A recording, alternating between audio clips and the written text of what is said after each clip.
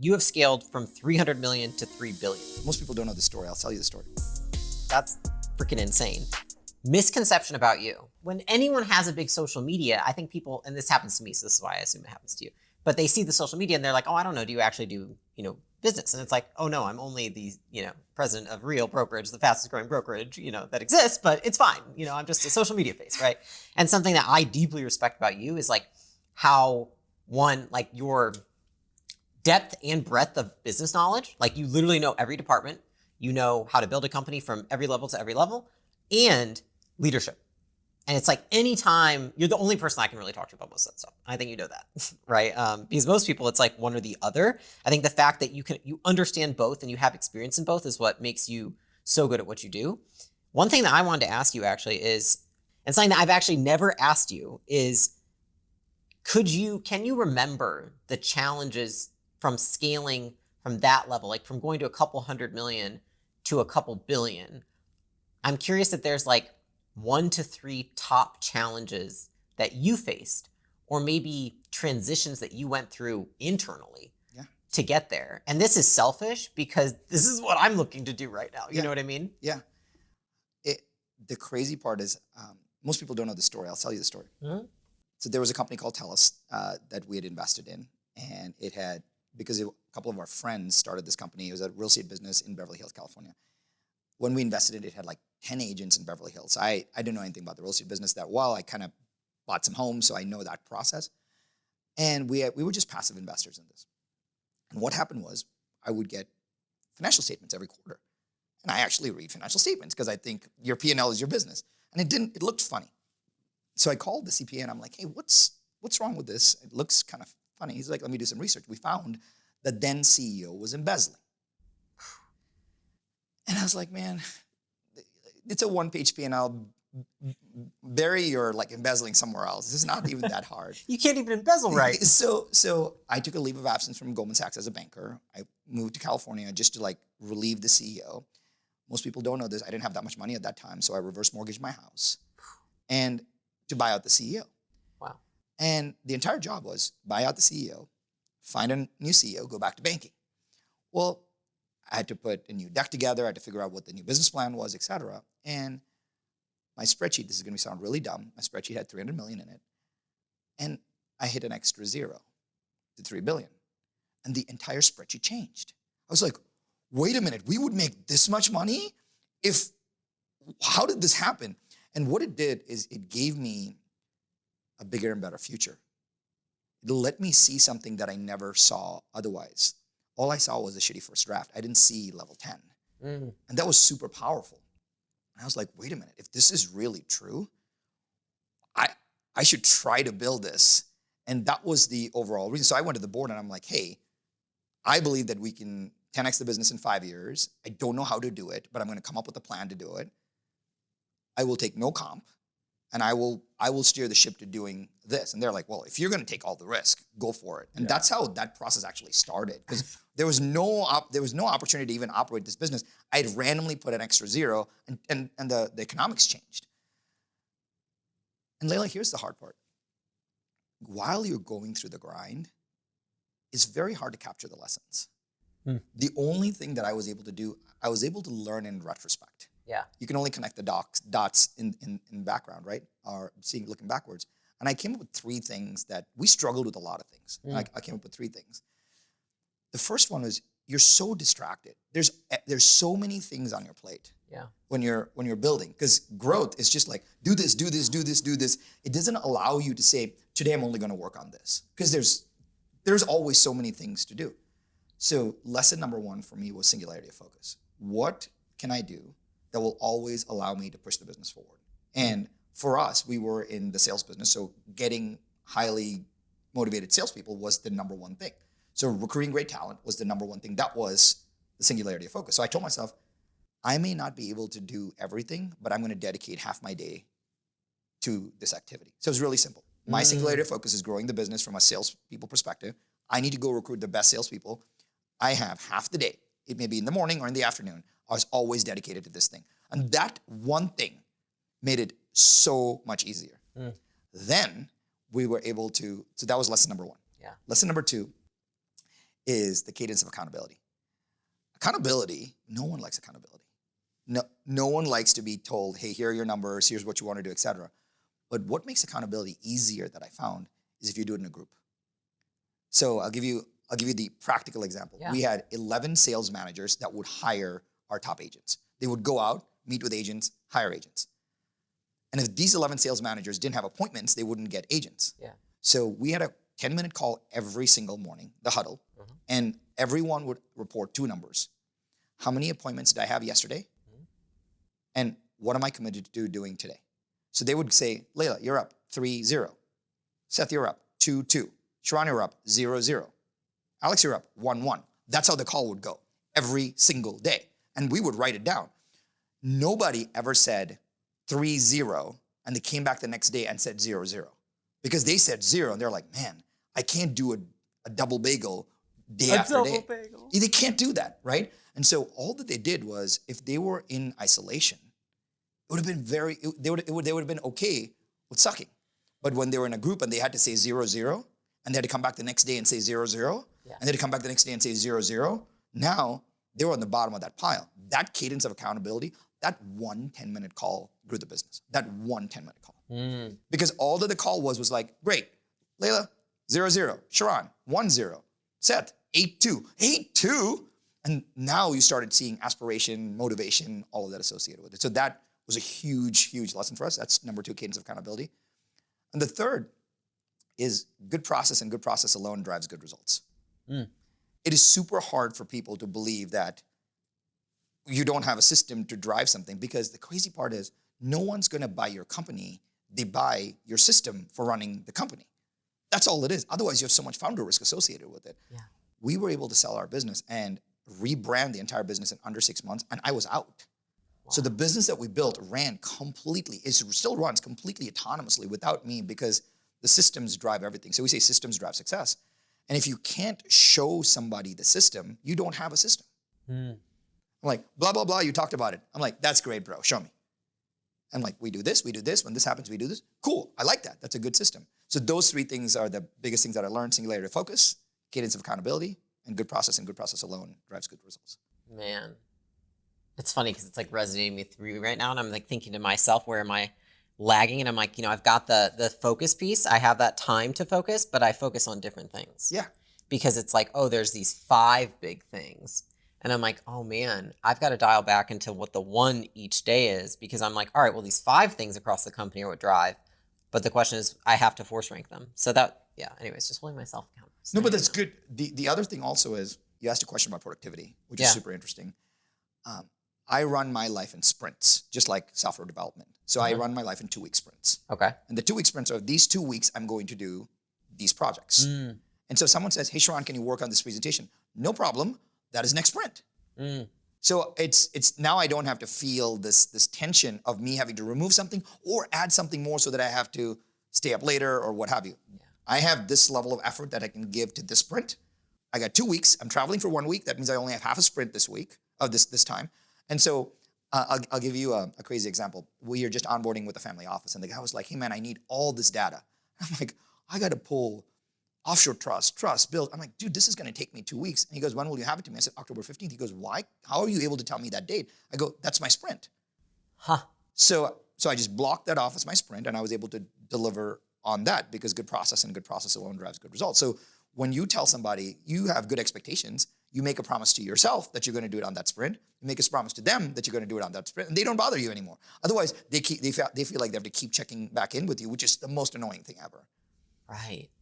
That's fascinating. So then do you keep like a backlog for— Of course. Yeah. So we call them sprint candidates. That's just for me. Anytime I have an idea, I just put in the sprint candidates, and we do something called the review preview. The review preview, something like you do it on Sundays. So every Friday evening before I shut down, I look back at the week, and I go through every meeting on the calendar. And I say, okay, I met with Layla. What is the follow-up here? Nothing. I met with Seth. What's the follow-up here? Oh, I owe him blank. So I just write all the follow-ups down from the past week. That's a review. And the previews look 2 weeks ahead. And what do I need to prep for? Review, preview. So I just do that. It's a 10, 15-minute exercise on a Friday. And then when you're done, you're just settled. Then you can keep your promises to yourself. It's so funny because I've heard you say review preview before. I never realized it's my look back, look forward. Exactly. Same shit. Same Yeah. exact thing. I used to originally do 1 week back, 1 week forward. Now I do 1 week back, 2 weeks forward.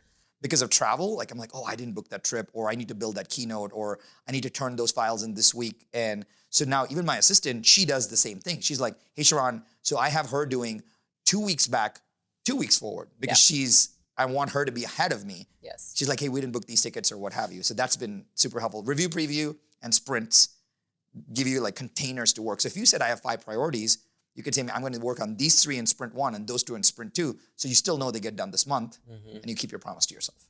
So let me ask you, when you define the sprints and then you look at your calendar and say you have a bunch of meetings on your calendar that don't have to do with those things, are you like, fuck it, cut them? I try to renegotiate. Renegotiate. Okay. Renegotiate when they occur. Correct. I'm like, hey, I'll be like, hey, Layla, would there be an opportunity for us to do it in 2 weeks as opposed to this week? I just try to renegotiate, or I'll batch all of the things that are not into like one Thursday morning or one Tuesday afternoon, so I don't have chunky things taking over my time. So most people don't realize that it's totally okay to renegotiate priorities that you've made with other people, as long as you do it kindly, and as long as you do it with enough time.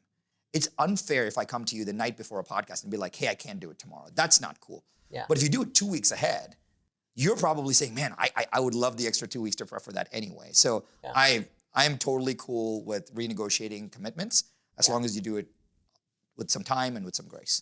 I appreciate you going in depth to that too, because like a lot of the people who follow me, I think, are very good at structure and following rules, but almost to a detriment, which is like, is it even serving you anymore? And I know that's something I've had to work a ton on, is like, what are my levers of flexibility? So it's like so fascinating to hear yours, because I think a lot of people think like, okay, I can't cancel those meetings though, because then it means that I'm not reliable. It's like, okay, well, what's most reliable is if you grow the business. Right. Well, I'll tell you the biggest shift that happened for me was, it's amazing how when the world puts you in difficult positions, you have to adjust to meet those needs. And so when I got really sick, it was really hard to get doctor's appointments with my schedule. So what I told my assistants, like I said, hey, for the rest of the year, block off all Fridays.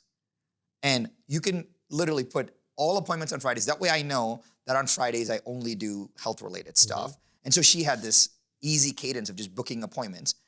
And after I got better, I left the Fridays blocked. And so I still work on 4-day work weeks, but I still go to the office on Friday, but my Friday is a really good buffer day. And that allows me to plan, to think, to do projects that I'm interested in, to catch up, etc.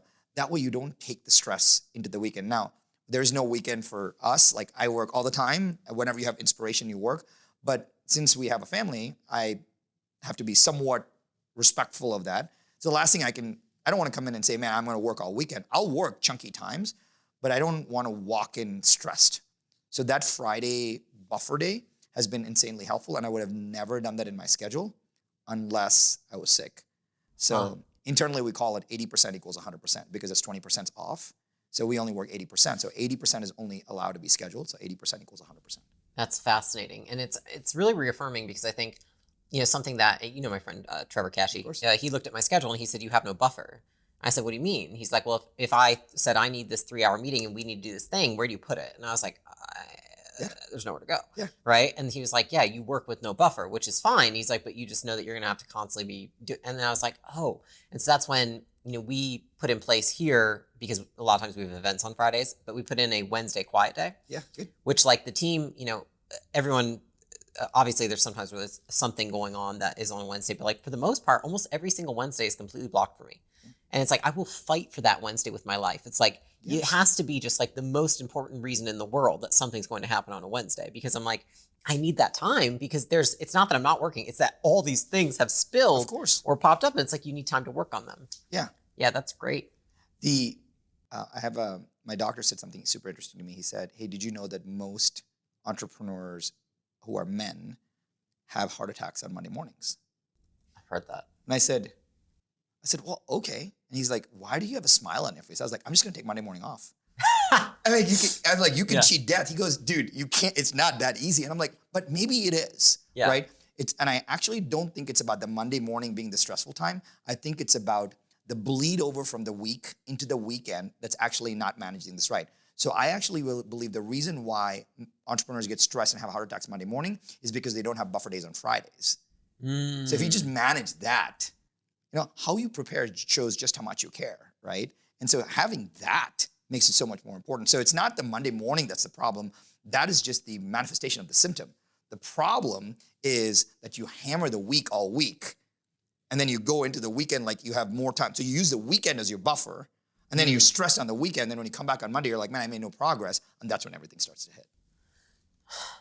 I think that makes so much sense. It's funny because I do the planning process Monday, hour one, and it's like watching teammates start doing it, because it's always the people who say they're like, I'm just always, there's so much going on, I can't get ahead. It's like, well, you can't get ahead because you haven't made time to get ahead. Right. And I think you and I both know that. It's like we have more on our plates than anybody. If you're not proactive, you spend your time just fixing crap, right? For entrepreneurs who are watching, and you asked this, I've been talking a lot about just how to manage the stuff that's coming at you. Yeah. Slacks, DMs, pings, dings, bings, email, all of that, right? And we work in a email-centric culture. Like I do a lot of email. I stay on top of my email, and it's easier for me to manage email because with text, you can't loop another person in, you can hit forward. So I run all my life on email. Yeah. And most people no one was ever taught how to manage email. And so they don't know how to manage email. Or they don't have a framework for managing email for themselves. And it's not about how you organize your email or your Gmail inbox, et cetera. It's like, how do you approach email? How much email do you do? When do you delete? When do you not delete? And I always teach my team this. I said, whenever I look at email, I only do 10-unit blocks. So I walk into email, if I'm checking email, I only do 10 things. I only do 10 emails at a time. Okay. It's like, I deleted 4, I forwarded 2, I replied to 2, I'm done. That was 10. And then I'm done. And then the next time I come back to email, I do 10 more units. Next time I come back to email, I do 10 more units. So I only do 10 units of email at any given time. So email never feels heavy. So now you're like, otherwise you can just sit in front of your email for 3 hours and you'll feel like as soon as you send one, you get one back. And then it's like you started with 10, you replied to 9, but now you have 24. But instead, if you're like, hey, I do this 10-unit blocks, I always just manage 10-unit blocks over and over. So even if I'm at my son's soccer game, I do 10 emails and then I put my phone away. Yeah. And so it makes it a lot more approachable. So small things like that allow you to still stay light, still stay focused, because otherwise you do 3 hours of email and then you're just tired. Yeah. So the more I can manage my energy and stay light, the more I can be inspired, the more I can be present, the more I can kind of be where my feet are. It's funny because when you say that, I think about it, like I equate it to exercise. Like I could work out 3 hours in one day instead of twice a week or 3 times or 4 times a week. But if I work out 45 minutes every day, it keeps my energy up. Of course. And same things. It's like I see people that are like, I'm going to dedicate this day to, I got to get back to all my Asana tasks. Because we actually use Asana as the main. So I would say like your email is my Asana. I come in, there's all these tasks and their projects, etc. And people say all the time, they're like, oh, I've really got to go in. And it's like, you've created this daunting task because you shove it. It's like, it's a thing that you should constantly be looking at. Because then it keeps it easy and light. Exactly right. Versus like this one, okay, I'm putting this whole effort. It's like, it doesn't need to be that. It's actually more effective if you do it a little bit, multiple times a day. Well, the crazy part is, I'll give you an analogy. What a knowledge worker is to Asana, or Asana is to a knowledge worker like us, is a hammer to a contractor. It's a tool. Yes. Does a contractor like, what do I do with this hammer now? Does he walk around? No, he does. He's like, I need a hammer. I'm going to go use the hammer. I'm always going to use the hammer. It's in my bag. Yeah. Asana is a tool. You can't let it run your life. Now it's not approachable anymore. And then Asana now becomes this dark blob that you have to like log into. And you're like, oh, I don't want to do this anymore, right? But if you have a framework for handling it, now it becomes a lot easier. That's so fascinating. I also love how you geek out over this stuff too, because like you're the only person I can talk to. Like, yeah, in emails in Asana, it's like, but the greatness is in the granularity, right?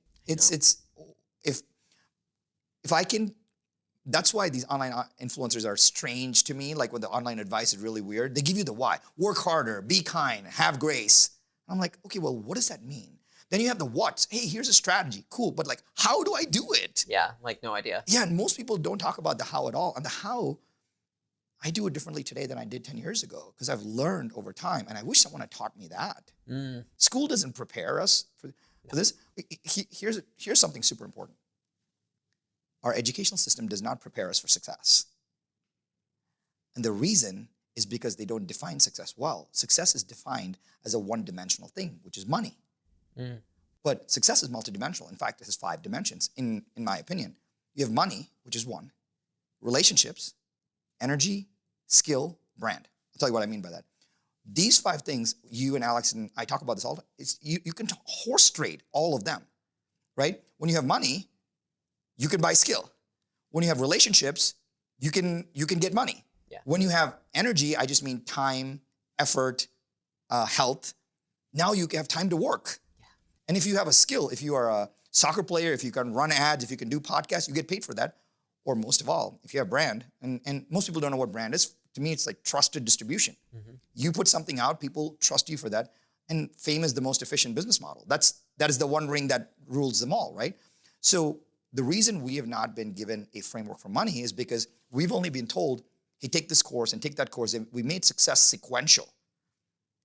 And you're like, oh, you got to do this. Then you got to go to college. Then you got to go to grad school. Then you got to get a PhD. Then you got to do a postdoc. Then I'm like, how much are you going to do? And then, so what is success now? Then success becomes one-dimensional, which is if I don't make money, I don't have anything else. But what people don't realize is that you can have one of those 5. You can have brand but no money and still build something pretty cool. You can trade that. You can have skill but no brand, but you can trade that. You can have time, which is energy, and you can trade that. Yeah. Or you can have a network of relationships and you can trade that. Or you can have money and you can buy all of it. But the cool part is when you realize that success is just a trade for what you truly want with what you have, you start to realize that you can't dabble anymore. People dabble because they have a little money, they have a little relationships, they have a little time, they have a little skill, and they have a little brand. I'm like, you're not going anywhere because you dabbled all of it, right? But instead, if you just focus on one, like I just worked on my skill. Yep. Like Alex always says, hey, like go learn ads for 30 days. You're now the master at it. So you have a skill. Now you can trade that skill with the marketplace. As soon as people realize that success is multidimensional and you can take one and trade with the other, it makes life so much easier as opposed to thinking money is just a one-dimensional part of success. So then let me ask you this. When you were growing TELUS versus now at Real, did you use the same framework at both, or have you changed like with the dimensions, like how you grow each business, like by trading different, I'll say, assets? Yeah, totally. When I started Real, it was, we had roughly like 5,000-ish agents when I started Real, and we were growing okay. I said, well, what is the dimension that I need to use? Yeah, exactly. Right? And I was like, well, if I had the money, say we did, what would I spend it on? Mm-hmm. I would spend it on ads. I'm like, okay, well, that doesn't help. Do I have relationships? Okay, I have relationships, so I have something there. Do I have time? Yes, I have time. Do I have skill? Yes, I have skill. Do I have brand? In our little world, I'm king. No one knows that, but in my little tiny universe, right? But because of that, we were able to grow. So it was operationalizing brand to grow this. But it goes a little deeper though, because that can get tired. You can get tired and resentful because you're spending a lot of time doing that. And yes. the big theme for us was, how do I operationalize generosity? Okay. Because when you turn around and I said, hey, here's my business model. If I just give everything away, then one of 2 things happen. Number 1, they love us and they want to come join us and we grow. Or second, they love us. Yeah. Either is a great win. Yeah, either is a huge win. Yeah, so one is money today. The second is growth tomorrow. And so I was like, well, then the plan is to just operationalize generosity. Because I told our team, it's way easier not to gate content. It's way easier to invite everybody to the Zooms. It's way easier to run events where it's open to not just the company, but everyone else. It's actually a lot easier. Can you imagine? Instead of going and finding a members area or putting something on school, you could just put it online. It's super easy to not gate things. Yeah. Like it's easier to not gate things. So if you just operationalize generosity by not gating things, that's what really helps. So to me, the dimensions were like, what is the theme? Operationalize generosity. What can I use to do that? Let's just use brand. Let's use skill. So I just use brand and use skill to just operationalize generosity. Man, I love that. And I'm curious because you always say work hard, be kind. Yeah. How do you operationalize that in the company? Just by this one sentence. Assume that whoever you meet is sent to teach you something. Just assume that whoever you meet is sent to teach you something. Because if I did that, then I don't show up snooty. I don't show up like I know more. I don't show up like, why am I taking this meeting? I don't show up anyway. So I just say, whoever I meet is sent to teach me something. And that forces me to say, hey, I'm going to honor this person. This meeting may or may not go somewhere. That's cool. Yeah. But this person was sent to teach me something today. When you do that, it's like, I'm going to work hard to like stay focused and listen. I'm going to be kind to allow them to teach me something today. And that one thing just allows you to not, it reframes expectations, right? You're like, Yeah. why am I here? What am I doing? It takes away from all of that saying, man, I'm meeting with Layla. This is so cool. Like, I'm going to learn something today. Like, that's really, really positive. Yeah. And that changes your approach to any scenario, any situation. You've mentioned in different interviews an entrepreneurial myth that you want to dispel, which is that hustle and grind works. But I know you, and you're also somebody who works very hard. So I was curious, how do you dispel this myth while also working very hard, as we both know? I think the hustle and grind works. You know, at some point, there's the whole answer to success is you should know what you want. Yeah. You should have a plan, and you should do the work. And a lot of people just think knowing what I want is going to get me there. It's the secret. Or having a plan, I met with a coach and I get there, that'll get me there. But you still have to do the work. But what I believe is that the hustle and grind leaves you tired and resentful because you don't feel progress. And what you and Alex and I talk a lot about is the reason we feel burned out or the reason we don't feel progress is we don't win. And when you don't win enough, it becomes really hard and you feel tired and resentful. So if we can't engineer small wins into our lives, you don't have the courage or you don't have the motivation to go hustle and grind more. You know, the craziest part though, right, is there's nothing more frustrating for an entrepreneur than working hard and not seeing results, right? But if you can work hard and see results, you're like, wait, that works. Let me work harder. And when someone doesn't see the results, it gets really hard for them. So that's why the hustle and grind needs to be on the back of seeing results and having wins, however small wins they are. And then it becomes a lot easier because then the hustle and the grind feels like it has a purpose. So it's really hustle and grinding works if you're actually moving the ball forward. Yeah, totally. Yeah. Yeah. What is the most painful thing for people? They don't feel momentum, right? If you and I feel momentum, we want to do more. We're like, man, I feel momentum. Man, I feel momentum. Or it's like weight loss. For the first 30 days, you see no change in the mirror. That's why this Ozempic revolution is a really good one, right? Because they see change right away and then they can try to wean off of it, but you see change right away. If you don't see momentum, you're like, well, I don't want to do this anymore. Yeah, that's really interesting because I say this one thing to entrepreneurs a lot. I say most entrepreneurs work really hard on the wrong thing. Totally. And the interesting part about that is when you work really hard and you don't see results, it's almost always a sequencing problem. Like you said, you're doing something in the wrong order. So instead of, you're like, hey, everyone told me that I should run Facebook ads, but you don't have anything free to give away, so you have no leads. And so you miss the sequencing of things. So a lot of times you can just say, oh, wow, if I just had a free offer on the front end and a sale on the thank you page, I would do so much better. And so most of the time when people are struggling and not getting the result, it's you just don't have a sequencing problem. That's interesting. I've actually literally never thought about that, is that's a sequencing problem. So think about this, right? When a lot of folks watch content, binge on YouTube, watch all your stuff, and they're like, man, I did what Layla told me exactly. But then when they come to a workshop and you're like, hey, you just mix step 2 and 1, and all you did was you take your experience and you overlaid the experience and said, yeah, you followed the blueprint, but for your situation, 2 needs to come before 1, and then everything starts to work. So from our experience, all we see is that we can sequence things better. And the sequencing allows us to get momentum faster. Yeah, that's like in my verbiage would be you're solving for the wrong constraint. Exactly right. Yeah, okay, that actually makes a ton of sense. When have you, can you think of a time where you were like, I was working so hard for a long time on the wrong thing because it was the wrong order? Oh, it happens every day. Last right? week. It happens every day. So I'll give you an interesting part about this. A lot of times, entrepreneurs want the perfect result. You and I were talking about this just off camera. They want the perfect result. Hey, I'm going to build this book. I'm going to build this course. I want to do that. And instead, what they do is they just wait for 6 months to do that. I don't know if you've heard this story. There's a story about the 50 pounds of clay. Greatest story I've ever heard. So university professor walks into the ceramics class on day 1, and he splits the class into 2 halves. He says, you are all group 1, you are all group 2. And he says, group 1, your job for this entire semester is to make the perfect pot. Don't do anything else. For the whole semester, your only job is to make the perfect pot. And he said, group 2, your job is to make 50 pounds worth of pots. They call it 50 pounds of clay. And so semester goes by. At the end of the semester, they look at all the pots.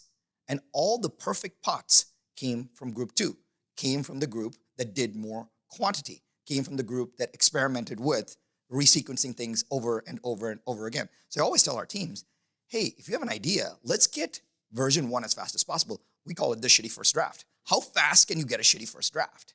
And as soon as you get the shitty first draft, it's like, whoa, I got something that I can react to. which is pretty cool. It's funny because as you say this, it's like you literally just showed me the shitty first draft of your culture book, Yeah. and it's sitting right here behind you. Yeah, it's awesome, right? But Yeah. that took us a year to build. And I was like, we can't go another year not having a draft. Yeah. And how long do you think it actually, because, okay, here's the theory I have, which is, so for example, each quarter I send out a survey to the team. And the survey says, like, tell me the top wins that we've had, tell me the top places you see opportunity, tell me what you would do differently if you were CEO. And whenever I sent it out, I would give them like a week. And then nobody ever did it until the last day. And so I was like, this is ridiculous. So then instead I just drop it and I say, it's just now. And so you get like 3 hours, fill it out, it takes 5 minutes. And I know it's like I get a higher compliance rate, a higher completion rate when there's a less amount of time. So I'm curious, like, how long do you think that actually took? 20 minutes. Yeah. I was like, there's no way that took a year. Most projects don't take that long because the 0 to 1 feels so big because we think it's 0 to 10 in our heads. And it's very hard for us to think 0 to 1 because we can't see the result of a shitty first draft. We can only see the result of the perfect thing that we have in our head. And that perfect thing feels so far ahead. Mm-hmm. But then when you take the first step, you're like, man, I'm already at 0 to 1. This feels amazing. Yeah. Because no one wakes up and says, oh, I want to make a shitty first draft. But if we can condition ourselves to saying, what is the next thing that I can do? It gets really good. I'll give you a crazy story. This generic advice on the internet really bothers me, right? And it's so generic. Oh, you should work hard. Oh, you should be kind. Oh, you should hustle more. And I'm like, what does that mean? And the worst that I've heard is this, well, if you got 1% better every day, you would be 4 million% better at the end of the year. And I'm like, well, I can do compounding math, but what do you do at noon? You're eating a burger and you're like, how do I get 1% better? That is so amorphous. That's so weird. Like the average person, even you and I can't do that. So every night I call this the DBQ, which is the do better question. And I ask myself this question every single night. What is one thing that I can do tomorrow that will make it better than today? So if you ask that question, it's the do better question. What is one thing that I can do tomorrow to make it better than today?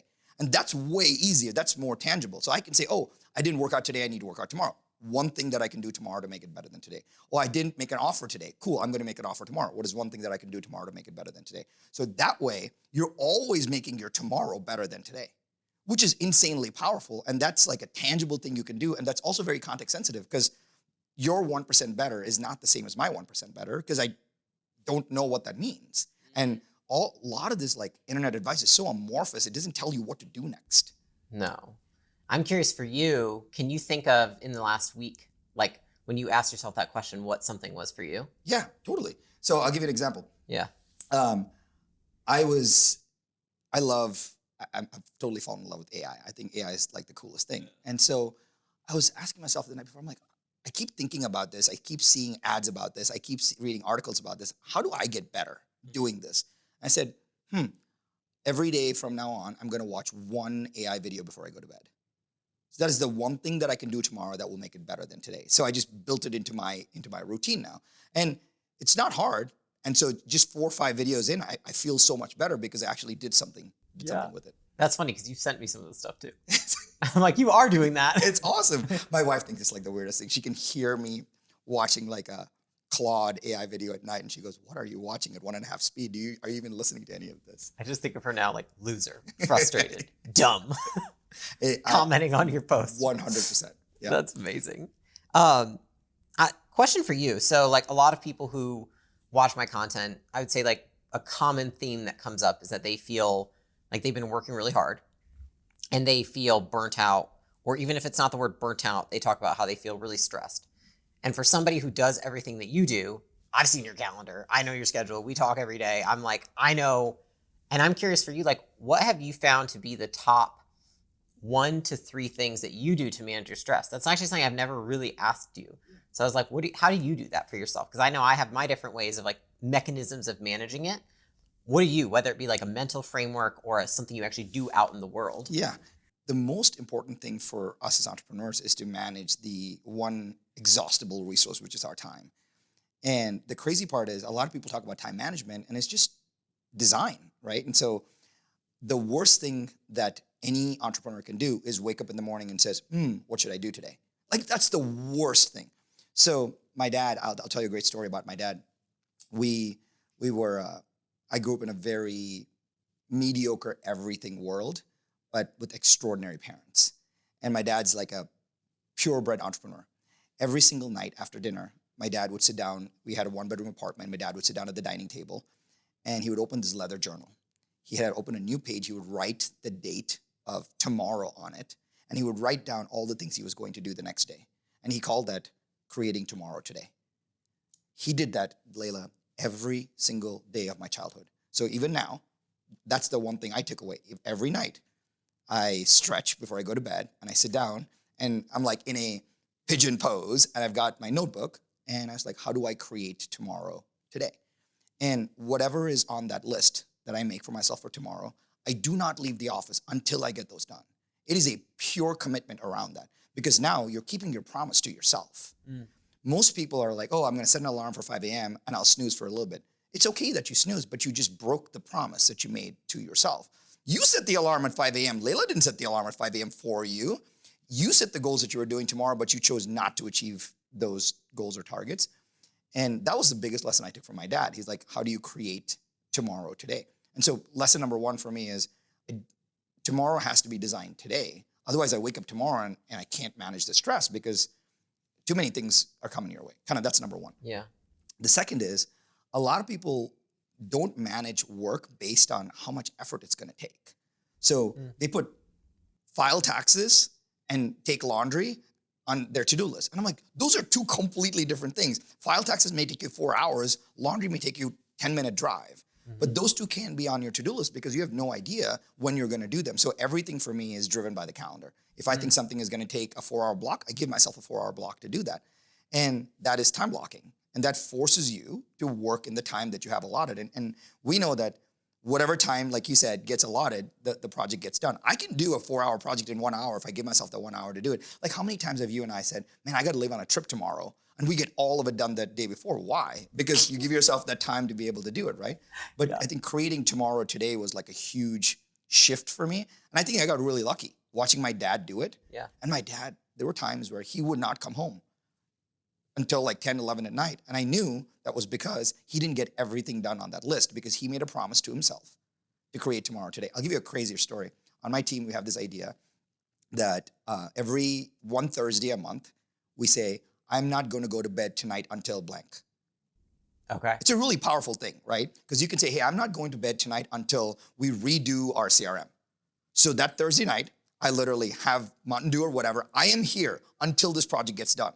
So I am not going to go to bed until this gets done. And it's amazing. You think it's going to take all night, but it's not. And we bang through that project and you're like, wow, I made a promise to myself and I kept this promise to myself. You burned the boats. You just said, there is no choice. I am going to wait until I get this done. And that was super powerful. So one night a month, one Thursday a month, as a team we do, I'm not going to go to bed until blank. And that's super powerful. Like that progress that you can make is insane when your entire team does that.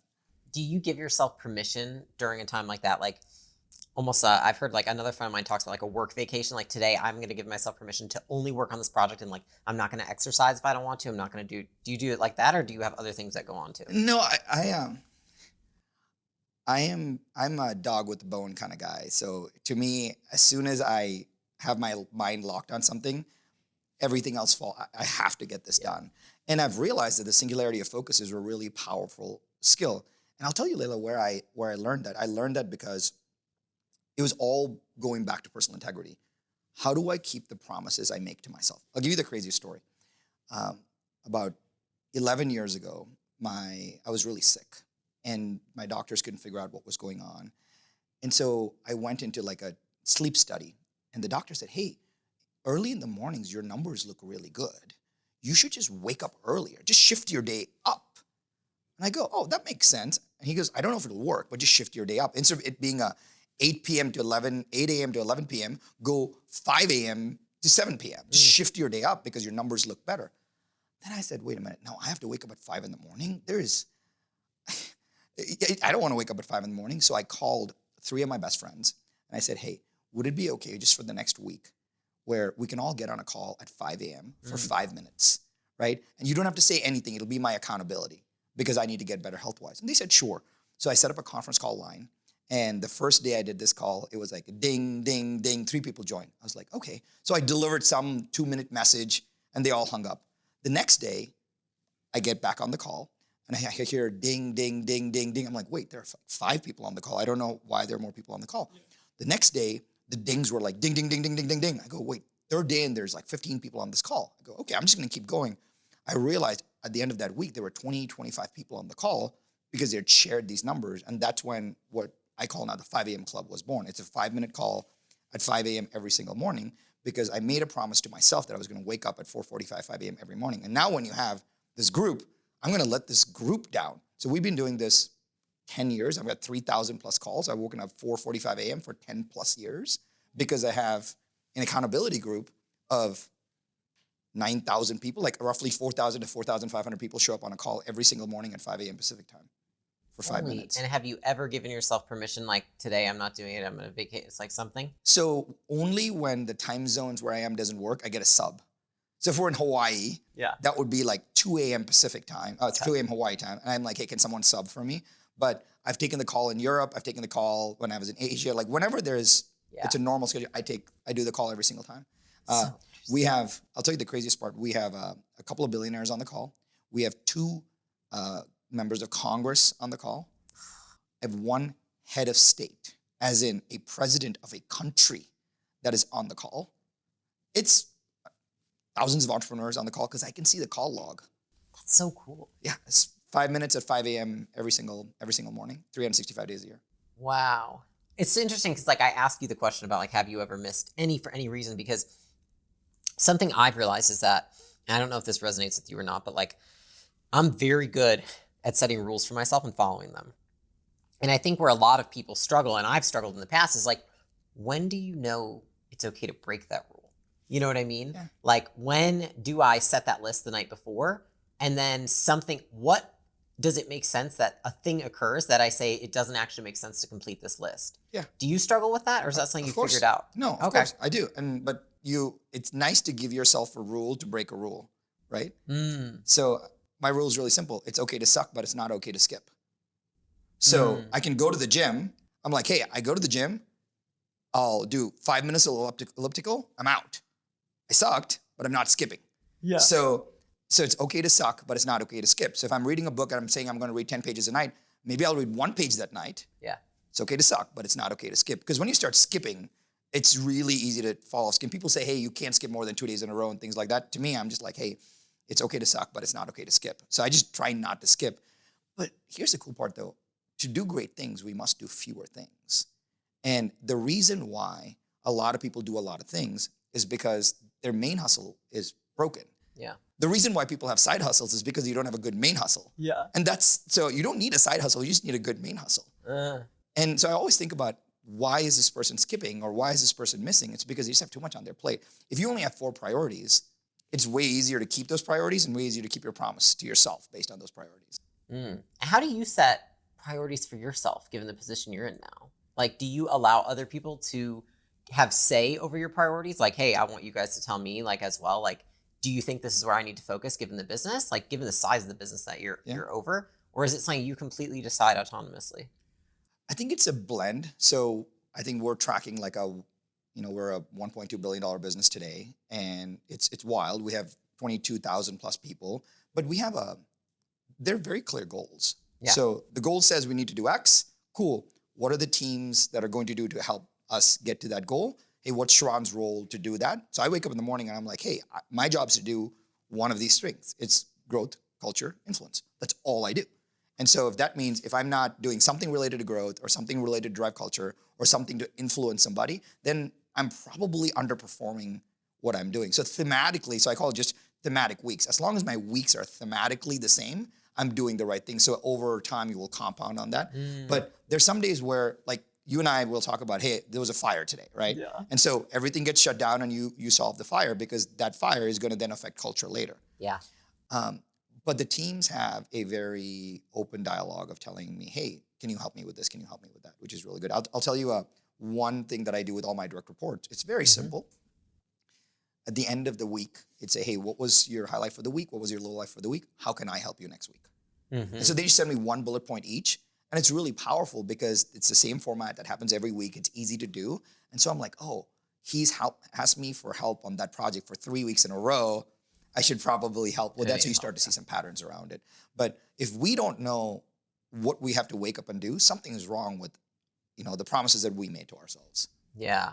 No, it's really interesting. And it's actually so powerful. Like just in having like our friendship, like when I'm like, hey, you've been where I'm going and you are above a larger company than I've ever been above. Like, is it okay for me to be like still handling these fires? And you're like that. And it's funny because it's given me almost like permission to work on things that I know are important because I'm like, if I solve this the right way, this fire, Correct. it makes it better. Yes. And it shows everybody the importance of the culture. And that's actually something that I would love to ask you, which is like, do you see ever business leaders like delegating too much of like the shit work to other people because they don't see that opportunity? I think it varies based on skill level. Mm-hmm. And I think a lot of folks sometimes will like, oh, that's a tough conversation. Can you have it? Can you have it for me? Yeah.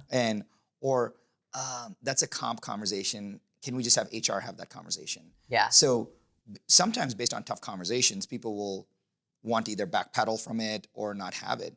And all I tell my team around that is, if you feel like you're delegating something, offer support in the delegation. So if I was saying, hey, Jimmy on my team, I said, hey, Jimmy, I'd love for you to make sure that our event looks great next week. And he's like, man, I'm really struggling about these two things. Hey, do you want me to help you in this conversation with the vendor? Do you want me to jump on the call? Now Jimmy feels a sense of support around it. What we as leaders should not allow is when Jimmy says, it's better for you to have that conversation, Sharran. I'm like, no. That's not, I will coach you to have the conversation.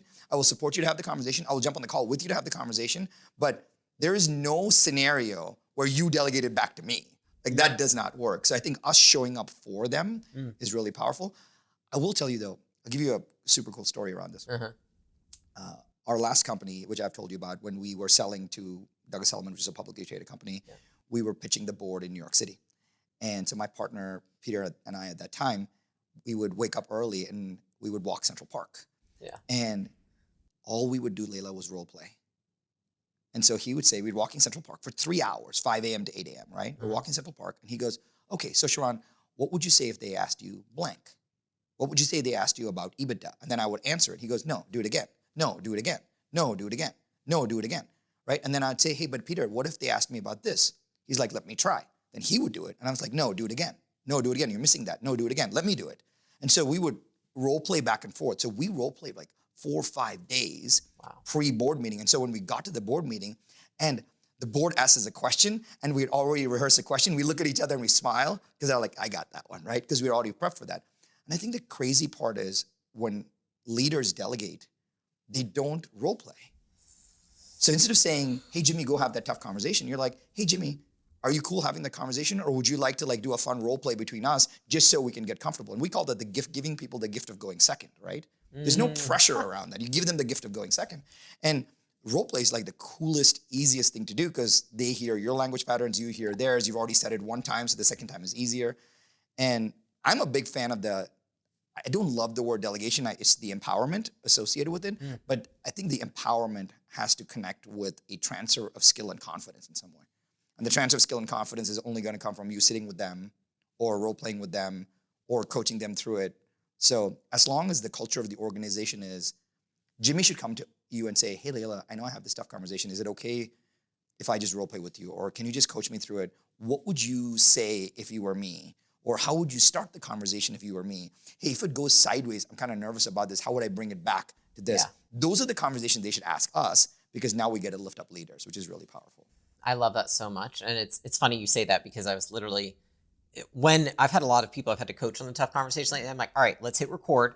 You're recording me on a Zoom or on the phone if we're in person and like listen to the tonality. Because I'm sure you've seen it. It's like most of those conversations go wrong, not in what they say, but in how they say 100%. it because they're freaking out and they're nervous, whatever. But what I have seen a lot of in just actually like my content that goes out there about this, and then what people say is basically like when they're teaching other people to have hard conversations, it's not that they are showing them, but that they are telling them. Yeah. And then they're like, go ahead, go fire that person. Go ahead, go give someone feedback. Go ahead. And I'm like, they're abdicating, right? They're not actually teaching. It's actually a theme that I've been talking about with our leadership too, which is show, don't tell.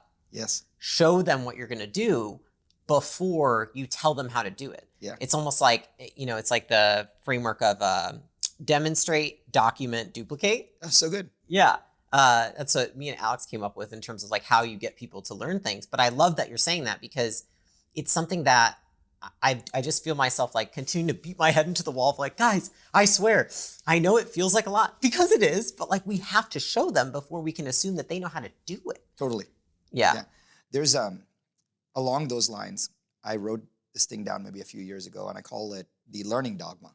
The learning dogma is how people learn, right? With our employees, with our friends, whoever, with our children. So when you discover something, you get to learn it once. So someone heard you on a podcast, and they heard the framework. They're like, oh, when you discovered something, it's cool. I heard that from Layla once. When you teach something, you get to learn it twice.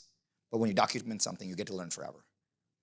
That's good. Right? And so you guys remember that. Yeah. But no, it's super powerful, right? So a lot of times when you don't have recall, it's because you just don't have a framework around it. Yeah, that's so interesting. And that's that one thing. So if people want mastery, people leave mastery in a very unachievable way just because they think I've learned it and I can teach it, so I'm a master at it. But what most people don't realize is when you listen to something, you get to learn it once. When you teach something, you get to learn it twice. That's a Jim Quick quote, by the way. But when you document something, you get to learn it forever. So when you have a framework, you walk into a conversation, like when you're doing your workshops and someone asks you a question, you can draw a pyramid and say, here's how the levels of this overall, right? And that's very, very fast. It can get your thinking into their thinking very quickly. Do you have a framework for teaching people frameworks? Because when I first met you, for example, I remember I was like, for everyone who doesn't know, like I knew nothing about real estate. We had just sold our companies and I was like, okay, you understand business, but you also understand real estate, so I trust you, right? And I was like, what do you think of all this stuff? And all the frameworks that you taught me, I was like, damn, you don't just know business and real estate, you also know how to break things down so people can understand them easily. I'm curious, like, have you distilled that into a framework? I have, and I learned that through from this guy named Richard Green. So here's a story for you. Okay. You know, the Elon Musk and the Jeff Bezos of the world will get on camera and say, oh, if I can do it, you can do it too. And that's a bold-faced lie. Elon's half alien, so there's no way we can do what he does. Bezos, there's no way that their experiences, their skill sets are completely different than ours. So I always thought, well, why do they say that? Well, they say that because they can't say, hey, Sharran, you can't do what I do, because that would be egotistical to say. And then I was thinking, well, but there's got to be a way for you to unlock the inner Elon in you, for me to unlock the inner Bezos in me. How do I do that? And so my theory was, what is Elon's support system? What is Bezos' support system? What is Tony Robbins' support system?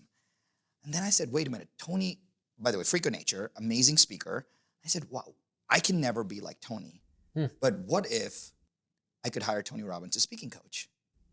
So I hired Richard Green, Tony Robbins' speaking coach, for $50,000 for 3 hours. Yeah. And probably the best, all my speaking was up until the time I met Richard Green and everything after. And he shared this one idea with me, and I'll put it in my words. He says, hey, Sharran, what you're trying to do is you have all these experiences, knowledge, ideas, skills, experiences, and you're trying to take those experiences and put it in the audience's head, but you're trying to do that with charisma. You're trying to show up on stage with charisma, tell a great story, be animated, have great media, and you're telling the story, but it's all charisma. You're trying to take your charisma and shove it into the audience's head. So when they leave, they're like, man, that was such a good presentation, but they have no recall. They can't remember anything. How many times you and I got into a presentation, we're like, that was awesome, but I don't remember anything. I have no idea what happened, right? That's so weird, but you enjoyed, you were entertained for that time. So that's just charisma. So I said, he's like, Sharran, you have great charisma on stage, but I don't remember anything that you said. I was like, how do I fix this? And he said, it's about organizing your thoughts so that you don't put the charisma in their head, you put a framework in their head. And so I came up with this idea of operationalizing charisma. How do you operationalize that charisma? So now you have this learning dogma. I put that into a little box, and then I can put the box in their head. So now they have recall. And that becomes a lot better as well. So the framework is, how do I take something where I can organize it into something so I can put it in someone's head? And the easiest way that I found for myself is 2 rules. Rule number 1 is 1, 2, 3, too many. 1, 2, 3, too many. As soon as you get to the 4th, you're like, well, I forgot the first 3. So it's 1, 2, 3, too many. And the second is, can it somehow be established on a simple geometric shape? A circle, a square, a triangle, so that the brain can take a snapshot of it and you know which goes in what box. As long as it's 1, 2, 3 too many and I can come up with a geometrical shape, I can just remember a lot more things. I so fucking agree with that because with our values, people are like, there's only 3. I'm like, I just feel like I can't remember more than 3. 1, 2, 3 too many. If I'm on an interview and I have to recall our values and there's 6, I'm like, all right, let's check off these, right? I'm like on the side, I'm distracted. I love that. That's so good. And it's interesting because my main piece of feedback I give people when they show me presentations, sometimes I'm like, I love this, but put it into a visual. And they're like, how? I'm like, a shape. Yeah. And then people are like, what? And I'm like, it's just easier to remember. Totally. You know, it's like something with the brain. It's easier to associate that with something. Well, think about this. In the olden days, what did people do? They transferred knowledge in the walls of caves through diagrams. Yeah, that's fair. Right? That's how that's how we're wired. By the way, there's an amazing presentation mechanism that was actually created by a kindergarten teacher, and it's called format. Okay. And what format is, if anybody use this, it will help people structure the ability to deliver anything. And it's the why, what, how, now. There are 4 frames. The why frame is, why is this important? Why is this important right now? Hey, I'm talking about global warming, and it's important right now because all the rainforests are dying. Why is this important? Why is it important right now? Right? The second is the what frame. The what frame is, well, there's 4 pieces that affect global warming. And then I say, piece 1, piece 2, piece 3, piece 4. That's the 10,000 foot view. Great. Now it's the how frame. Let me tell you how each of these pieces are affecting you. Here's piece 1. Here's everything about piece 1. Here's piece 2. Here's everything about piece 2. Here's piece 3, everything about. And then now I've given you the why, the what, the how. And the next one is the now or the next. So what do I do with all of this information? You don't have to remember anything that I said. All I need you to do is to turn off your air conditioning at 6 p.m. That is the one thing. It's what is the one domino that I kick, right? So if any presenter, if they use the why, what, how, now frames, then you transition people through that process and they feel so much more engaged with you because they're like, oh yeah, he's answering every inbuilt objection that I have. Like, why should I listen to her? Oh, because it's important. Oh, what is this all about? Oh, it's got 4 pieces. Oh, how do I actually do that? Oh, he just told me. Man, there's too much. What should I do? Oh, just do this. Why, what, how, now? And it was actually came up with by a kindergarten teacher. Wow. And I love it because that's how they teach kindergarten. It's called format. I didn't even come up with it. I use it in all my presentations. I'm like, I'm about to transcribe this podcast after we're done. So I can, because I'm like, I need to use these to teach people. I love that. Yeah. That's fantastic. Yeah. And then that way you're also not, you don't feel pressure to give them 30 things to do at the end. You say, here's the first domino. The next is that's the first domino. Well, here's the first domino. Right? And that's super, super helpful when you can do that.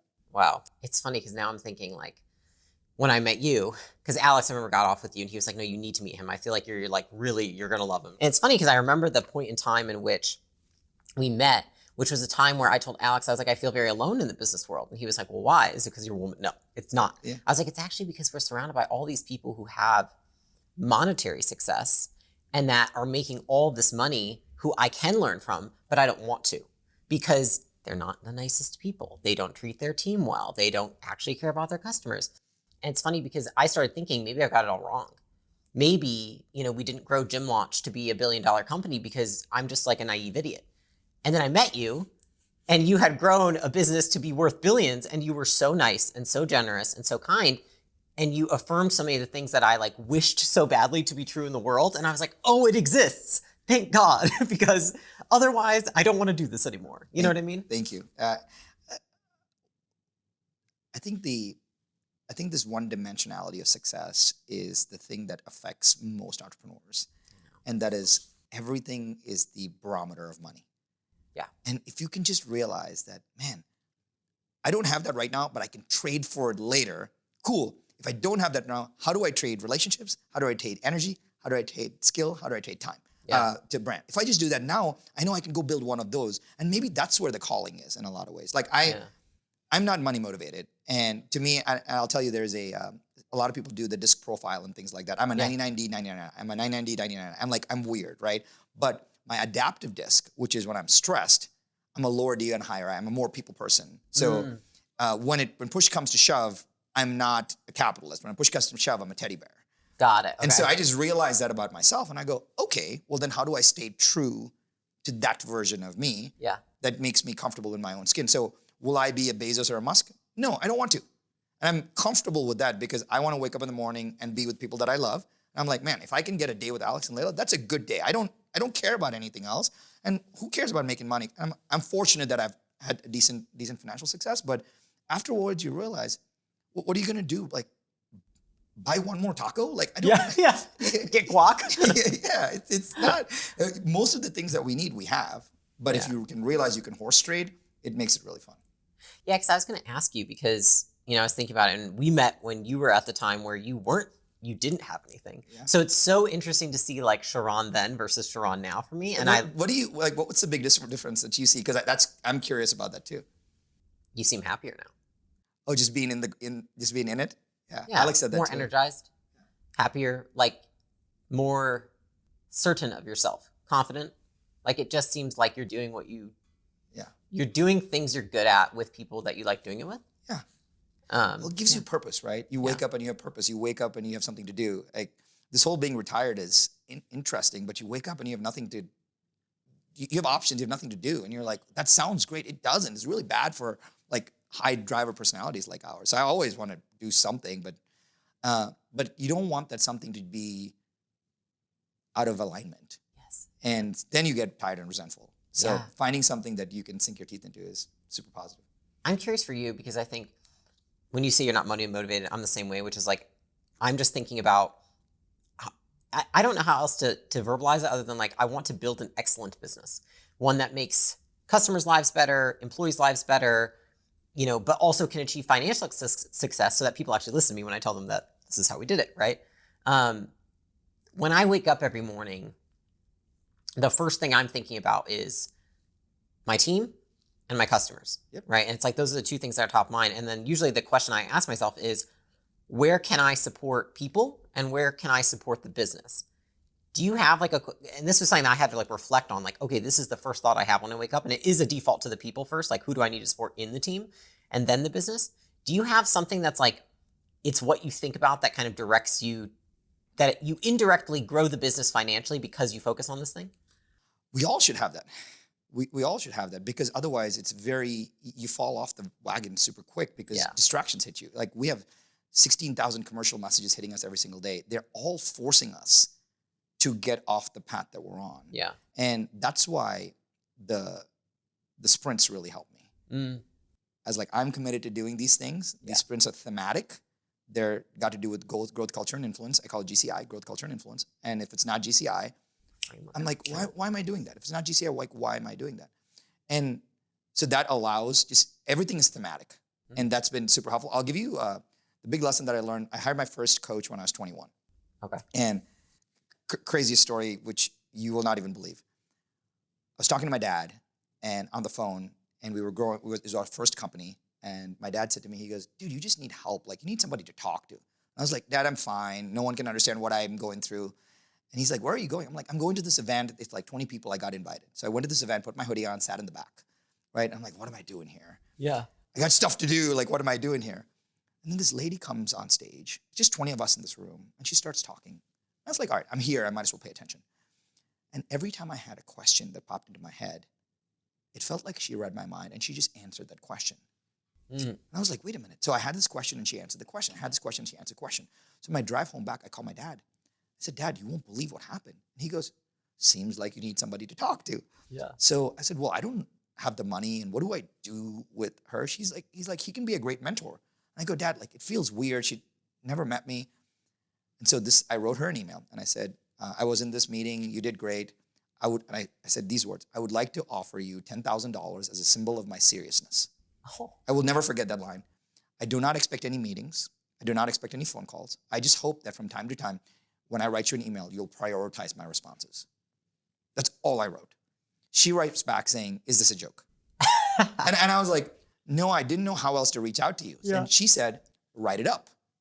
So I assumed she meant a contract. And I had no idea. I was 21 years old. So I hit print on the email. I signed it, scanned it, and I sent it back to her. I don't know what else to do.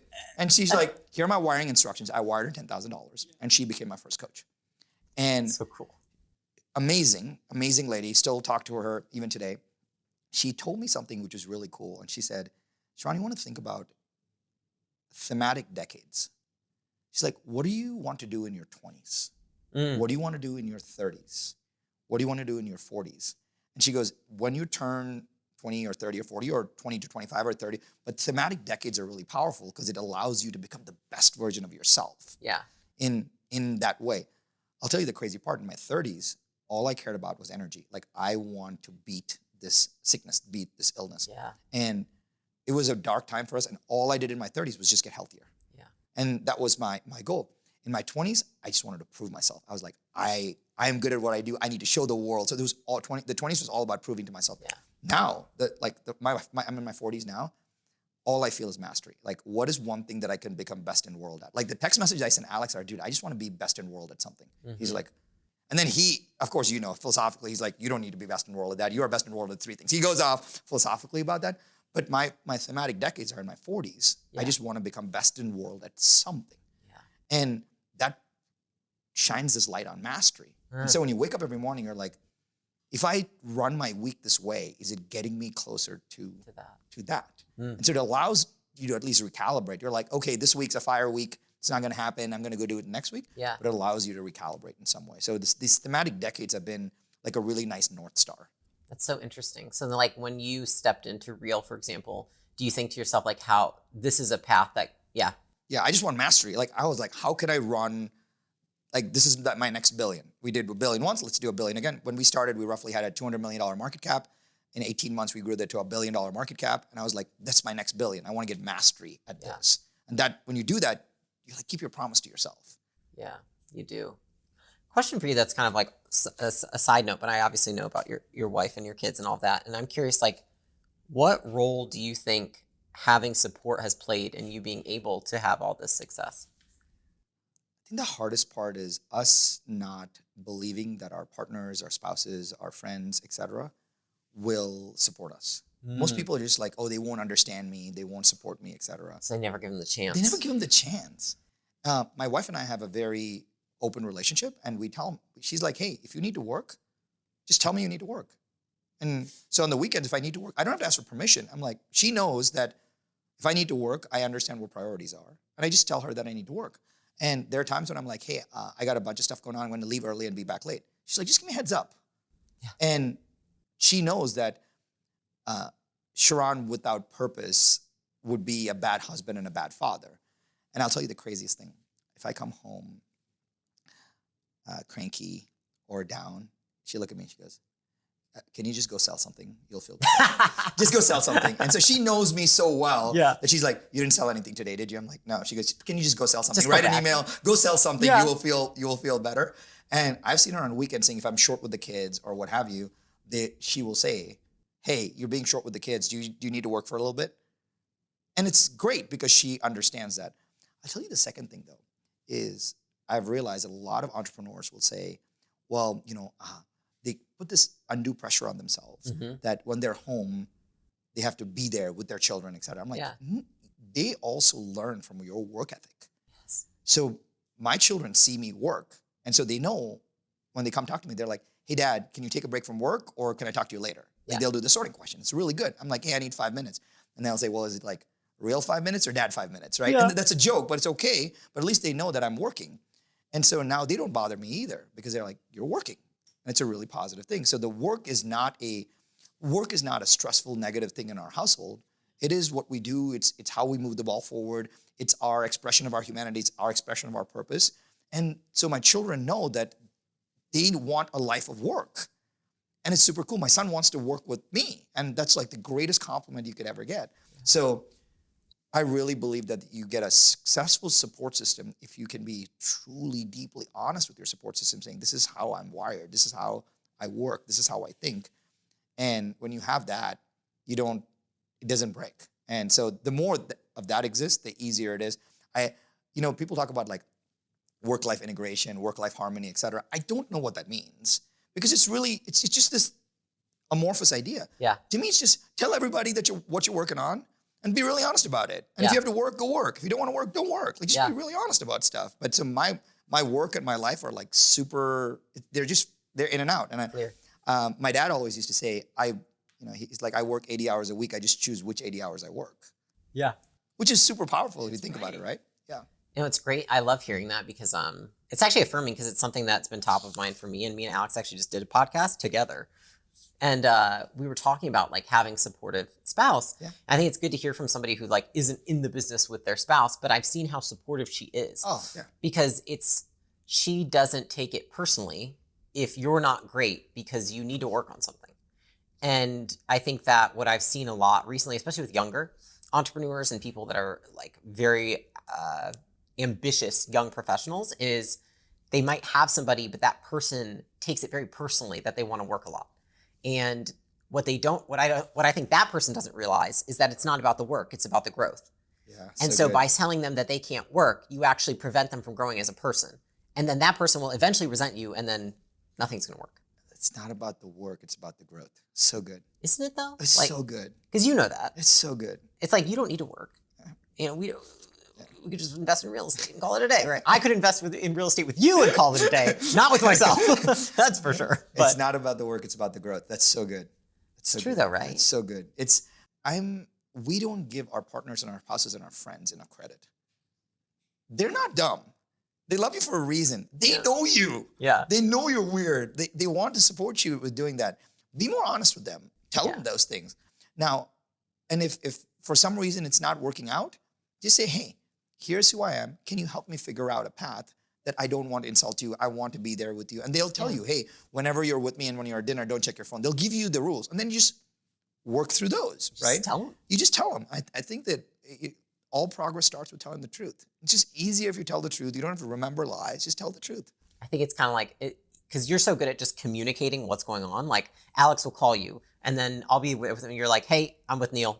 Like talk in a couple hours. Hey, I'm with the fam. Like it's just clear. And it's like, nobody takes offense to anybody just like telling them the truth of what's happening. Yeah. Like, hey, I'm in meetings, can't talk. Like the other day you called me because I was like, oh my God, this fucking shit show. And you were like, I called you twice. And I'm like, I'm still in the shit show. You know, it's like, you just tell people what's going on. Yeah. And I love, because I've seen just how much you've brought the kids into it and like how knowledgeable they are of business and how young they are. It's so freaking cool. I'm just like, I want more people to do that. Like, I can't say because I don't have kids, but I'm like, if I ever do have kids, then I want it to be like that, where it's like, you know, you and Neil were looking at investing in land and he's looking at buying land. He's like, Dad, showing you properties. And, you know, like she wants to start a unicorn. You have the unicorn on because she has the unicorn business. Like, so cool. My coach told me, she said, you should have one thing with your son and one thing with your daughter that's just your own. Okay. And that was her recommendation. And I said, well, why? They're like, well, you just build a different bond doing that. Yeah. And my son and I had we didn't build a business together, but my daughter and I built this, dropshipping e-commerce company together. And so every weekend we have a board meeting. She's the CEO and she's like, Dad, how much did you sell this week, right? It's hilarious, like having a 12-year-old tell you that, 8-year-old tell you that. But it's cool because now she knows that that's what work is. And when we're talking about it, she doesn't care about the rest of the world. She doesn't care about mom and dad. She doesn't care. I'm her partner in that. Yeah. My son who's 12, Neil who's 12, he just invested in his first piece of real estate as a 12-year-old. But the cool part, Leila, is any conversation that's not confidential, I just leave it open in the car for him to hear. So he sees how I handle things. But what people don't realize is with my son in the car, it makes me a better entrepreneur. It makes me a better father. I'm like, I can't get mad at this person because he's going to learn from my tonality. So it forces me to be a better person. So I leave it on the speakerphone. So it gives me accountability to be softer, to be kinder, to operationalize generosity more, because otherwise then he'll learn to speak like me. And that made us get a lot better. So now he'll say things like, hey, Dad, I want to ask to play volleyball and not basketball in PE. What should I do? I'm like, just talk to your coach. He goes, no, but do you have a script? It's amazing that he asks you that, right? Yeah. It's amazing. And the reason he asks me that is because I told him a story. When I was I had 39 one-on-one interviews to get a job at Goldman Sachs. 39 one-on-one scheduled interviews to get a job at Goldman, right? This is not including lunches, dinners, phone screens, nothing. 39 individual one-on-one interviews. I walk into one of these interviews with this managing partner. He shows up all frazzled. He puts like this big leather binder on the desk. And he says, you're a hotshot? I see hotshots come through here all the time. He goes, see if you can set me up a meeting. You got skills? See if you can set me a meeting. So he hands me this binder. He's like, no, go ahead, open it. I go, okay. So I open the binder. It says Leila Hormozi phone number, right? Yeah. And I was like, would you like me to call? He's like, yeah. I go, said, sir, I'm happy to call her. Do you have a script or something? Because I just want to represent you well. Yeah. He smiles, he packs up his stuff, he puts it in his bag, he shakes my hand, he's like, you'll do great, kid. And he walks out. And then I saw him at the cocktail party and I said, I'm sorry, that interview was like 46 seconds. Yeah. What did I do right or wrong? He goes, I've been interviewing young hotshots coming to want to work at Goldman Sachs for years. And you were the first person that didn't just pick up the phone and want to prove to me that they're a hotshot. You asked me, hey, can you give me some guidance on what to do here? Because that made me believe that you're coachable. And I told Neil that story. And so now every time he's stuck, he's like, so can you give me a script for that? And I said, you say, hey, coach, I really love volleyball versus basketball. Would it be okay if I played volleyball this year? And he goes, really? Can I say it? I'm like, yeah, go say it. Role play, right? Now he gets confident saying that because I told him that story up front. And I would have had no idea how to call this person. Like, what do I say? I call and say, I'm at Goldman Sachs. Like, it's weird. Yeah. So, but if it had given me a script, I would have just read it. And I don't think people ask for that stuff. It makes life so much easier. I think ask for help, right? Yes. It's been a theme I've had lately with people. I'm like, I'm going in a one-on-one, for example, and then it's like resistance after, and I go, wait, do you not know how to do this? And they're like, no. And I'm like, wait, just ask me for help. I have a SOP, I've got a video, I've got a this. I'm like, what? You gotta tell me, because I don't know. But you know, what I have found is that most people don't ask for help because they don't know how to ask for help. Not that they don't want to, they just don't know how to. And I always tell our team, here's the language pattern. Could you please help me understand blank? Could you please help me with blank? Could you please role play with me about blank? Could you please blank? Yeah. And they're like, oh, so now you'll see them frame their language around it. Hey, Sharran, could you please help me? I'm like, yes. And I'm a true believer that people want to ask for help, but they just don't know how to without it affecting their self-esteem. Their sight, yeah. And so if we can just give them a language pattern to help with their self-esteem, it becomes a lot easier. It's funny because I made a podcast on it the other day, and the one piece the frame I gave people is like, everyone always says that they're like, I don't want to ask for help because I don't want to look stupid. I'm like, well, you're definitely going to look stupid when you fuck up so bad, right? And so I'm like, the smartest people, and I actually was looking at like the highest performers on my team, they're able to ask for help early because they're like, I will fail here if I don't get help. Can you help me? Otherwise, I will eat shit. And so they never actually look super stupid because they don't allow themselves to fail because they bring in all these other people to help them succeed. Of course. You know what I mean? And so it's like, once I explained that to a few people, they were like, it was like this light bulb went off. They were like, oh my gosh, so I look like an idiot because I don't ask for help. And I was like, yes, you look like an idiot when you don't ask. Well, the crazy part is like, it's not about being Tony Robbins. It's about getting Tony Robbins' support system. Yeah. Like, it's all about the support system. If you can somehow figure out, imagine this. Imagine if you and I had Tony Robbins' support system in our corner. Imagine if I was Rocky Balboa and I had those people in my corner.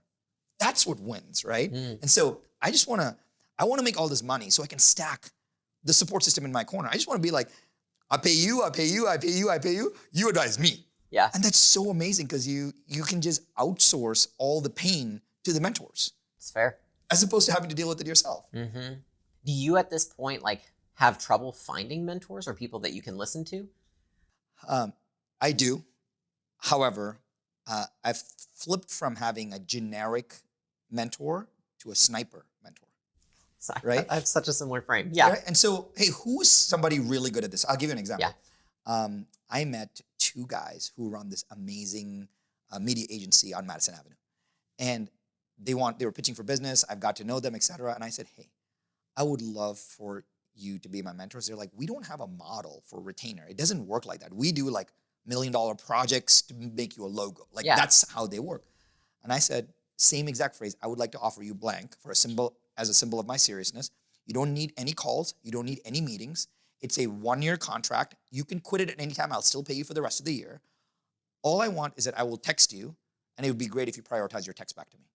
And so now I have 2 media moguls from Madison Avenue that I can just text. I'm like, hey, I'm thinking about this for my brand. It sucks. Don't do that. I'm like, great. Thank you. It's so amazing because they're so good at that field, right? And I love that. And so I have my health coach. His name is Justin Rothingshofer. He was a head coach for the Anaheim Ducks on the strength side. Super sharp. And he knows my personality inside out. He knows I have type 1 diabetes. And I can just text him. So I hire him just so I'm like, you're my sniper mentor on energy. That's all I care about. And if I have more energy, more capacity, that's my mentor. So anytime I can find somebody that is so good at what they do, and I've been talking to this guy who's amazing at AI. I'm like, hey man, could you just be my AI coach? He's like, well, not really. I'm like, no, I'll pay you. I just want somebody to text when I have a question. Yeah. So the idea of just putting these sniper mentors in your corner, so when you have a question, you don't have to be like, let me go to YouTube. Let me ask somebody who's already solved all of this. So good. And I think money is a really important thing with this. Like I hate this whole pick your brain thing from people. I just want to offer people like hey, let me just pay you. Yes. Right? Because it's a symbol of seriousness. And I actually believe there is a karmic balance of all of this, right? So Layla spent 15 years working on this, and she's going to give you one piece of advice, and you're not going to take it to heart.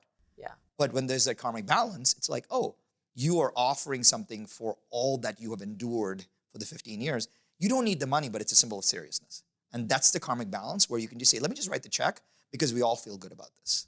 That's actually funny because you remember when we first met, and I was like, man, I have so many questions for him. I remember telling Alex, I was like, I need to pay him money or something because I can't just like for free ask for all these things. Yes. You did. And I still feel weird about that right now because it was so long ago. Yeah, but I'm like, by the way, I will tell you this, and I have not told Alex and you this off mic. Like, that is the one thing that bothers me so much because I love you both so much. You're some of my best friends in the world. And I'm like, oh, Alex and Layla paid me. Like, I feel so, I can't believe I took money from them. Why? Well, because we're like, you're my best friends now. Well, so. I remember what happened. He was like, I have so many questions to ask Sharran.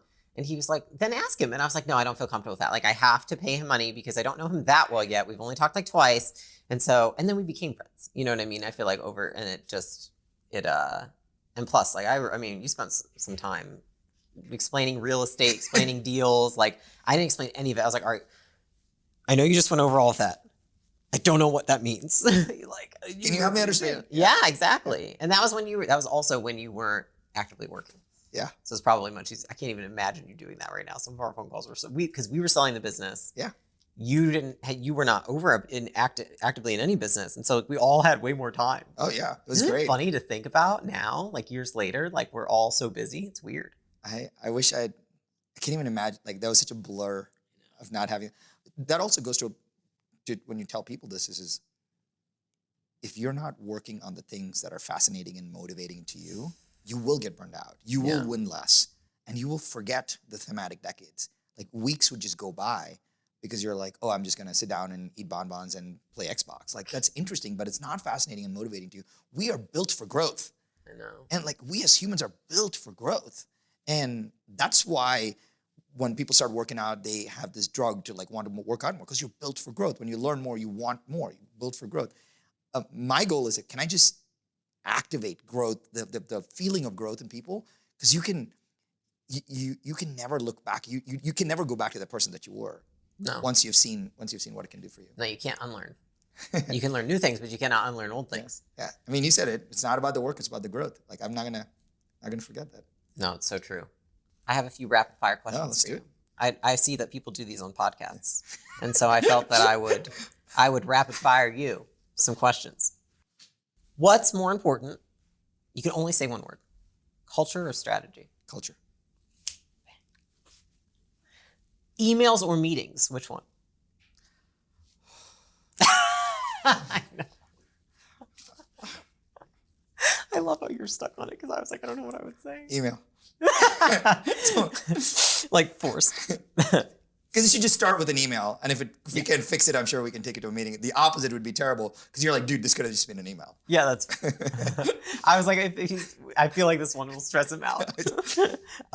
Go-to productivity tool. Paper planner. Because when you write it out, you can just design it out and see where spaces and things look like. I still write out a lot. Everything. Last one. Fame or fortune? Fame. Because fame is the most efficient business model. I love it. Dude, thank you. This was so much fun. I love this. So let me ask you this to finish this up. Yeah. While you were listening, what do you remember that we talked about? What was interesting for you?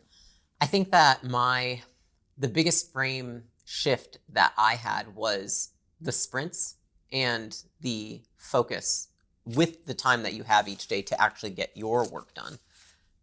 As like, if I look at the discrepancy between like, what does Layla have to do to continue to level up as an operator? What's something you do that I don't do? I don't think I'm I think that I am too accommodating of things that come up each week in terms of like, rather than like, I can do that in 2 weeks or 3 weeks or 4 weeks. I'm like, no, I could do that this week or in 2 days or 3 days. And that is something that I will immediately implement and stop doing. But it's going to change your life because I believe you. Because you'll get chunkier time to work on more important things. Yeah. And you'll do it better because you're not like, because what we have is if you're working on something and you know the other two more things, it's lingering. I know, dude. And that's actually like this whole week, something's been lingering. And I'm like, I need to solve this problem. And then I was looking at next week and I was like, when do I solve it next week? And then I was like, fuck this shit. What are you doing? I need these dedicated sprints. And I think I could probably plan my whole quarter in sprints because I know what I need to work on. Yeah. Yeah. Everything is 2 weeks long because 1 week feels too short because especially if you travel or you have something come up. Yeah. 2 weeks feels long enough. And I'm trying to add those Thursdays on one Thursday per sprint, which is I'm not going to bed until blank. That is so Niti will say to me, is it your Thursday? And I'm like, yeah. She's like, all right, I'll talk to you in the morning. And so I just sit there, put my headphones on, and I'll just work till I get it done. I love that. There's something so exciting about that too. I don't know why, but like working late, like it feels like nobody bothers you. Breaking the rules. You just work, but you also know you are committed. You burn the boats. You're like, I am not going to bed until this gets done. That's fair. And then at that point when my head hits the pillow, the feeling of accomplishment is so high. Yeah. It's like I feel good about myself. And very rarely, it's like when you're done with that tough workout, you're like, man, I can't believe I did that. Yeah. And that's super powerful. I love this. No, I think that will change how I work from here forward. And it's really, really insightful. I know that maybe some people listening to that, they just got to even just plan the night before or the week before or things like that. But like for me, I'm trying to get those like incremental improvements in my schedule and how I manage my time. So it was really, really insightful. Yeah. I mean, it's for you, a 30-minute block could add millions of dollars to the business. I know. Yeah. So it's a small hinge that swings a big door. And if you have it planned or at least have space for it, you have no margin. That's literally what Trevor was saying, right? You just have no margin. Mm-hmm. And if you have no margin, you're just going from task to task to task. Yeah. And switching is like super hard too. It is. That was really helpful.